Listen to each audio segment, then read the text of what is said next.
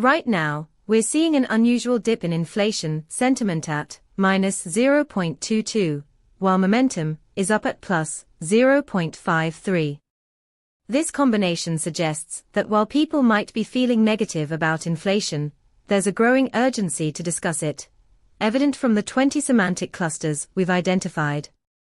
This discrepancy can signal shifting perspectives, perhaps due to recent economic policy changes or geopolitical events.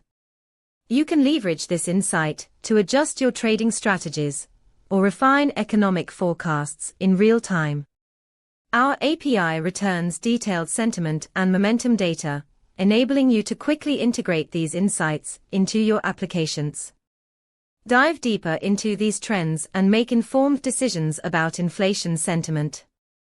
Check out our documentation at pulsebit.lojenterprise.com/docs.